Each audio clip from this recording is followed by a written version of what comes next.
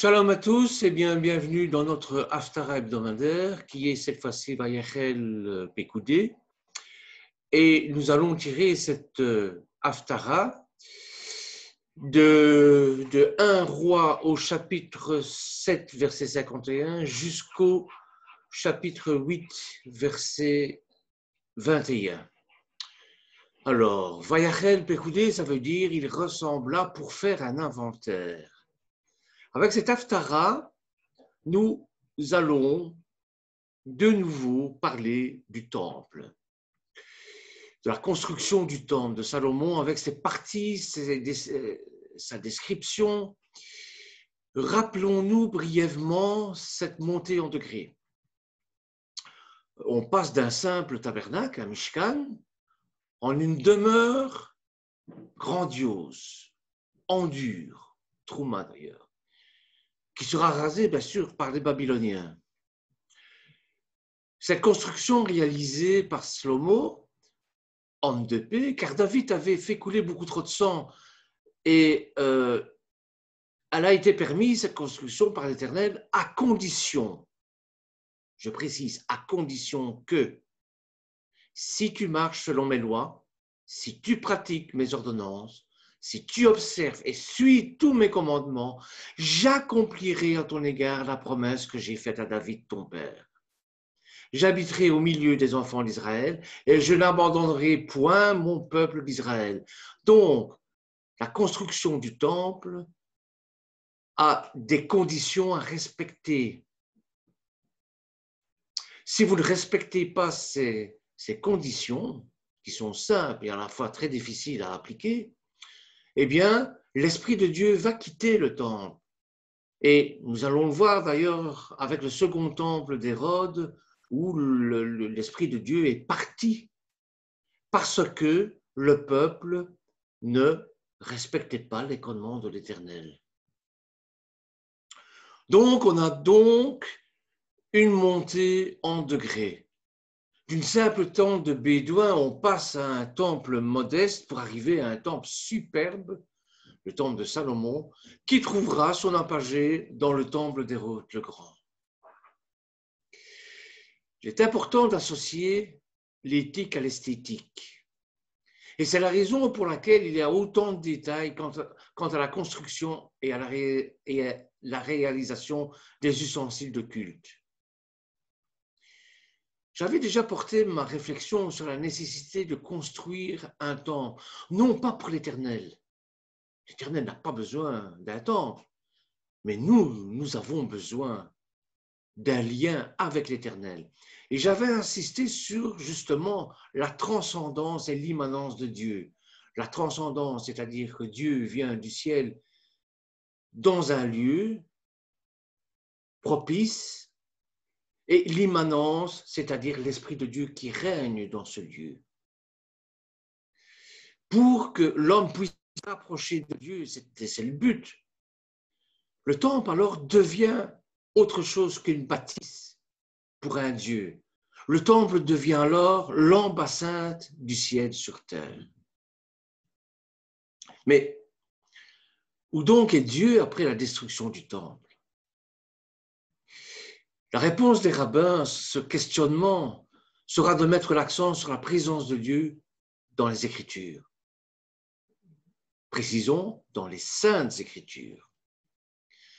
Ainsi, les synagogues vont prendre le relais du temple dans l'organisation sociale et religieuse. Elles permettront la recherche de la présence de Dieu dans les textes saints par la lecture communautaire de ceux-ci. Les Juifs messianiques, les judéo-chrétiens trouveront l'Éternel dans les Écritures, dans la lecture des Écritures, mais de façon plus spécifique. Ils voient que Yeshua lui-même est le lieu de la présence divine, le makom en hébreu. L'extrait de l'évangile de Jean que je vous propose à lire n'est pas seulement la purification du temple, mais plutôt le remplacement de celui-ci par Yeshua et par la communauté chrétienne, judéo-chrétienne, comme lieu de présence de Dieu. Allons donc regarder quelques détails de ce récit pour voir comment il permet ce changement. Donc, le temple de l'esprit se trouve en nous. Soyons-en dignes, bien sûr. Pour ça, je vous demanderai de prendre votre Bible au livre de Jean, la Brit Hadasha, au livre de Jean, verset 13, jusqu'au verset 25. Bon, c'est la Pâque. Yeshua va prier au temple. Comme tout bon juif, il va faire son aliyah, c'est-à-dire son ascension, parce que la Pâque est une fête de pèlerinage. Donc, il accomplit la mitzvot, il arrive dans le temple, et qu'est-ce qu'il voit? C'est le souk, c'est le bazar. On crie dans tous les sens. Il y a des vendeurs qui, dans le temple, vendent des moutons pour la Pâque, changent de l'argent, la monnaie romaine en monnaie, en shekel de l'époque. Hein. Donc, il y a une effervescence terrible autour de la date de Pâques qui va arriver. Et Yeshua, dans Ras-le-Bol, il a dit, mais non, c'est terminé, ne faites pas de la maison de mon père un repère de brigands. Faites de la maison de mon père un lieu de prière. Et c'est de ça que je voudrais attirer votre attention. Parce que le temple de l'esprit se trouve en nous. Et il faut en être digne. Il ne faut pas non plus, en comparaison avec ce que la Brit Hadasha nous donne comme exemple, comme épisode, dans Jean 13 jusqu'au verset 25, il ne s'agit pas que notre corps soit souillé par tout un tas de choses. Alors nous sommes appelés à devenir une maison spirituelle. Regardez ce que nous dit 1 Pierre au chapitre 2, verset 4. Approchez-vous donc de lui. Il est la pierre vivante. Les hommes l'ont rejeté, mais Dieu l'a choisi. Vous aussi, vous êtes devenus des pierres vivantes, jugées précieuses, et l'a choisi. En venant à lui, nous sommes devenus des pierres vivantes. Édifions-nous mutuellement pour former un temple spirituel. Nous y constituerons un groupe de sacrificateurs mis à part par Dieu, à qui nous offrons des sacrifices spirituels qui lui sont agréables, parce que lui sont présentés par Yeshua Mashiach. Voici en effet ce que disent les Écritures à ce sujet. J'ai choisi Pierre, j'ai choisi une pierre de grande valeur, une pierre angulaire, et je la pose en sillon comme fondation. Celui qui met sa confiance en elle et qui bâtit sa vie sur elle ne sera pas déçu. C'est pour nous que cette pierre est d'une grande valeur. Pour nous qui sommes des croyants, pour nous qui sommes des fidèles, pour nous qui sommes des Talmudim, Yeshua, des disciples de Yeshua, pour nous qui sommes sur la voie de notre Seigneur, qui devons imiter notre Seigneur, puisque c'est notre image, c'est l'image que nous devons suivre. Quant à ceux qui ne croient pas, qui lui refusent leur confiance, eh bien, cette pierre qui est Yeshua et cette pierre qui nous représente, eh bien, c'est la pierre rejetée par les constructeurs qui est devenue la principale de l'angle de l'édifice. Elle est devenue une pierre contre laquelle on bute, un rocher par-dessus laquelle on tombe quand nous refusons de croire à la parole et de lui obéir. Les incroyants s'y heurtent, ils se cognent à cette pierre et tombent, ou elle devient une pierre d'achoppement, un rocher de scandale. Et ils s'y heurtent pour n'avoir pas cru à la parole, et c'est à cela qu'ils sont destinés. En 1 Pierre, chapitre 2, verset 8. Nous sommes devenus le temple du Saint-Esprit. Et il nous est demandé ensemble de constituer une maison spirituelle, ou un temple spirituel, si vous voulez, selon la vision qu'on a des choses. Chacun d'entre nous, nous constituons une pierre vivante de cet édifice. Le but de cet édifice est de présenter des sacrifices spirituels à l'Éternel, qui lui sont agréables par Yeshua HaMashiach, puisque c'est notre intercesseur. Nous découvrons également, dans ce passage de la Bible, que nous constituerons un groupe de sacrificateurs, c'est-à-dire des croyants qualifiés pour offrir des sacrifices spirituels. Comment construire cette maison spirituelle? Eh bien, l'Éternel nous demande jamais d'agir par notre propre force ou selon notre bon plaisir ou selon un plan que nous imaginons. Pour la construction de cette maison spirituelle, notre Père Céleste nous donne deux exemples. 1. Yeshua lui-même est devenu le premier temple de chair, le premier temple spirituel, la première habitation de Dieu, marquant la fin des temples de pierre. Quand est-ce que cela est arrivé? Bien, le jour de son baptême déjà. La Roua Kodesh est descendue sur lui et le Père atteste cette démarche de Yeshua. Prenez Matthieu au chapitre 3, versets 15 à 17. Dès que Yeshua eut été baptisé, il sortit de l'eau. Et voici les cieux s'ouvrirent et il vit l'Esprit de Dieu, descendre comme une colombe et venir sur lui. Et voici une voix se fait entendre des cieux Et voici une voix fit entendre des cieux ces paroles. Celui-ci est mon fils bien-aimé, en qui j'ai mis toute mon affection. À partir de ce jour, le temple visible va disparaître et sera remplacé par un temple invisible, un temple spirituel. Dans le livre de Jean, chapitre 2, dans les lettres de Jean, les épîtres de Jean, au chapitre 2, versets 19 à 21, Yeshua leur répondit, « Détruisez ce sanctuaire, et en 3 jours, je le relèverai. » Je vais vous dire, il a fallu 46 ans pour construire ce sanctuaire, et toi, en 3 jours, tu vas le relever. Mais le sanctuaire dont il parlait, lui, c'était son corps, bien évidemment. Et nous l'avons appris par la suite avec sa résurrection. Il fait passer du temple destructible au temple indestructible. Ce temps commence maintenant et il est éternel. Je dirais, il est perpétuel.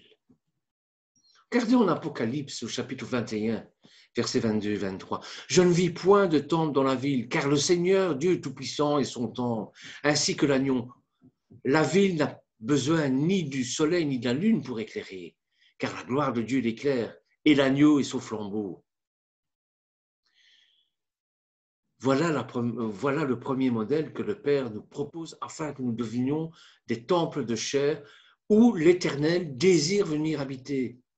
Il fallait que Yeshua soit rejeté, soit crucifié dans son corps.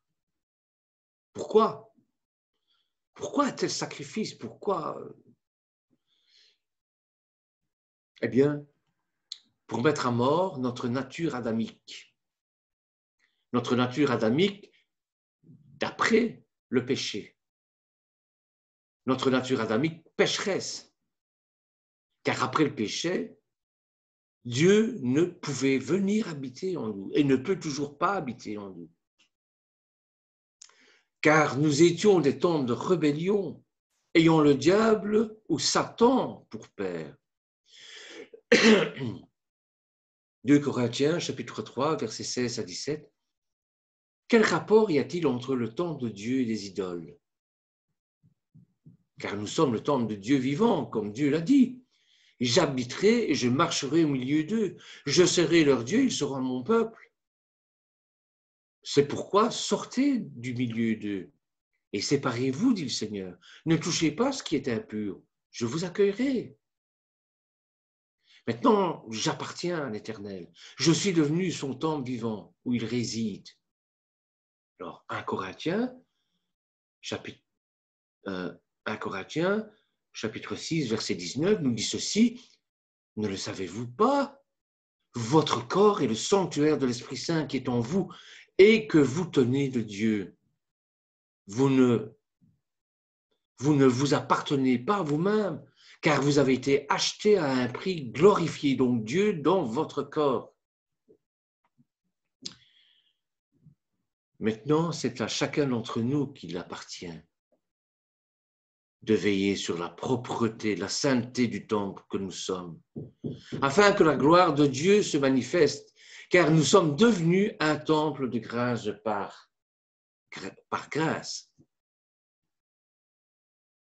2 Corinthiens, chapitre 7, verset 1. Ayant donc de telles promesses, bien-aimés, purifions-nous de toute souillure de la chair et de l'esprit, en achevant notre sanctification dans la crainte de Dieu. Toute construction repose sur une pierre angulaire. Dieu a préparé, choisi lui-même la pierre angulaire sur laquelle doit être édifiée la construction. C'est Yeshua, bien sûr. Yeshua qui a été rejeté par les hommes et les responsables religieux, c'est-à-dire tous ceux qui ne croient pas en lui. Pierre angulaire, ça veut dire pierre fondamentale, placée à une extrémité. Angle vient de gouvernement, c'est-à-dire ce qui va déterminer l'emplacement et l'orientation de l'édifice, et c'est la pierre sur laquelle va reposer l'édifice, s'élever l'édifice. C'est celle sur laquelle Dieu attend et m'invite à me poser ou à nous poser. Quels sont les matériaux de construction que Dieu emploie pour son temple, où il veut demeurer?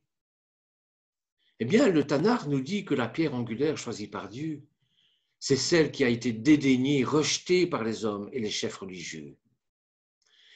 C'est la pierre en qui le monde n'a aucune emprise, aucune influence.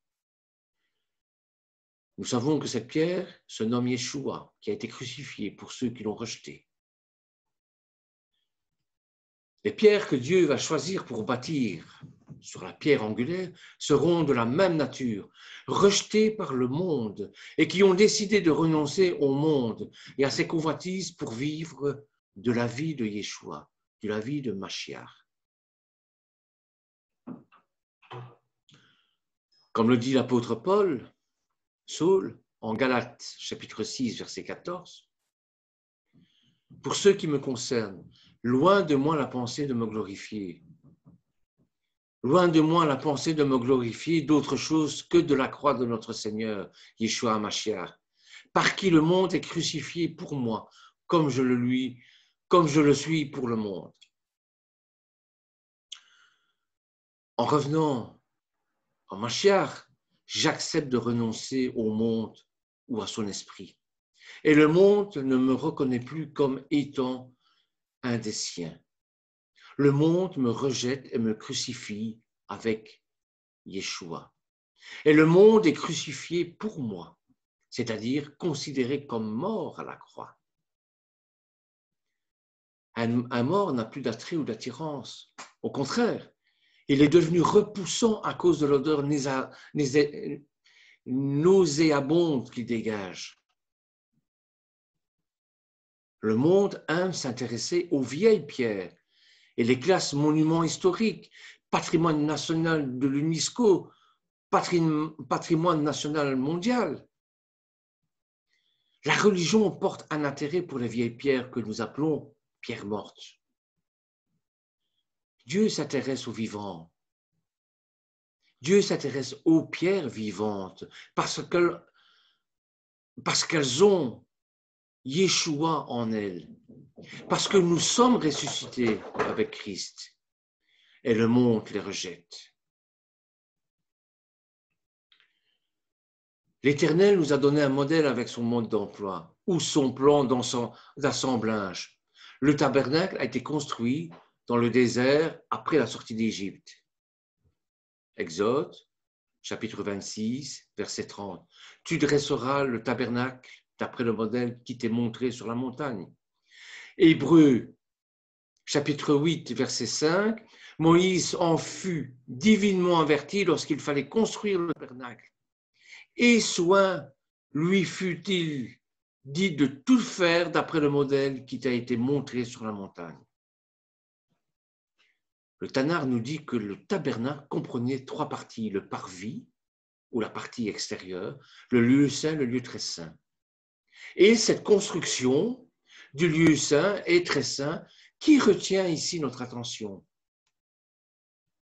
En Exode 26, verset 15, tu feras des planches pour le tabernacle, elles seront de bois d'acacia, shoftim, placées debout. Au verset 17, il y aura à chaque planche 2 tenons joints l'un à l'autre. Et tu feras de même pour toutes les planches du tabernacle. Tu feras 20 planches pour le tabernacle du côté du midi. Tu mettras 40 bases d'argent sous les 20 planches, 2 bases sous chaque planche pour ces 2 tenons. Au verset 29, tu couvriras d'or les planches et tu feras l'or leurs anneaux qui recevront les barres et tu couvriras d'or les barres. Le bois d'acacia qui se développe plus particulièrement dans le désert ou les terres pauvres représente très bien Yeshua dans son humanité. Rejeton qui sort d'une terre desséchée. Isaïe, chapitre 53, verset 2. Chaque planche symbolise un croyant ou une pierre vivante, comme nous l'avons vu en 1 Pierre 2 au verset 4 à 5. Tout de suite, nous remarquons que sous chaque planche doit être placé 2 tenons joints l'un à l'autre. Ces 2 tenons représentent l'un l'amour, l'autre la sainteté qui sont liés l'un à l'autre. L'amour sans la sainteté ne serait que mascarade et la sainteté sans l'amour ne serait que l'égalisme. Et le verset 19 nous révèle une réalité importante. Tu mettras 40 bases d'argent sous les 20 planches, 2 bases sur chaque planche pour ces 2 tenons. L'argent nous parle de rachat, de rédemption. Yeshua a été vendu pour 30 pièces d'argent. Exode 30, versets 11 à 16, l'Éternel parle à Moïse et dit « Lorsque tu compteras les enfants d'Israël pour en faire le dénombrement, chacun payera à l'Éternel le rachat de sa personne ou une rançon son âme, afin qu'il ne soit pas frappé d'aucune plaie lors de ce dénombrement. Chacun donnera un demi-cycle.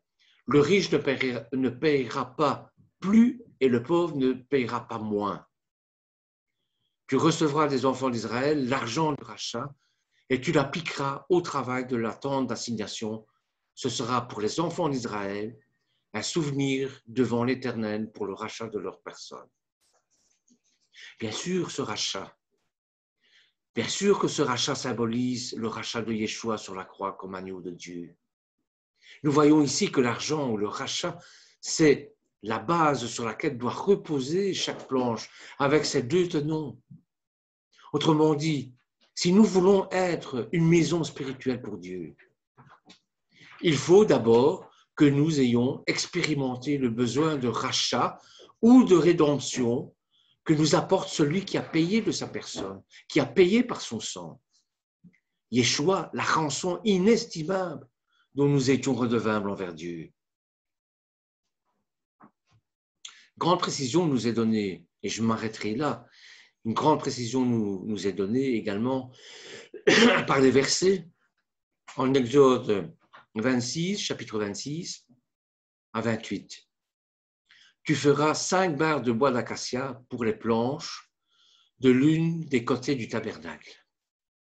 5 barres des planches du second côté du tabernacle et 5 barres pour les planches du côté du tabernacle formant le fond vers l'Occident. La planche du milieu traversera les planches d'une extrémité à l'autre.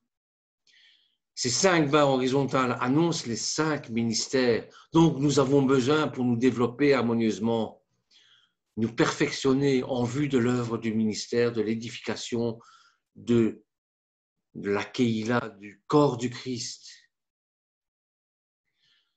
jusqu'à ce que nous soyons tous parvenus à l'unité de la foi et de la connaissance du Fils de Dieu, à l'état d'homme fait à la mesure de la stature parfaite de Yeshua.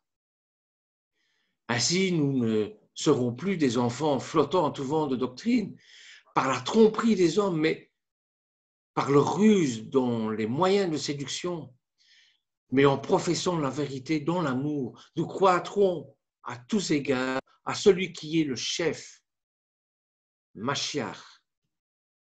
C'est de lui et grâce à tous les liens de son assistance que tout le corps, bien coordonné, formant un solide assemblage, tire son accroissement selon la force qui convient à chacune de ses parties et s'édifie lui-même dans l'amour. Voilà, frères et sœurs, ce que j'avais envie de vous partager avec cet Haftara. Nous allons terminer par une courte prière. Dieu Tout-Puissant, Père éternel, je te remets à travers ton Fils cette étude comme offrande. Seigneur, fais en sorte que cette étude puisse édifier nos frères, qu'ils puissent devenir des pierres angulaires, des pierres d'encre, des pierres vivantes pour ton édifice, Seigneur, pour la construction de ton temple, Seigneur, de ton temple spirituel. Par Yeshua Mashiach. Amen.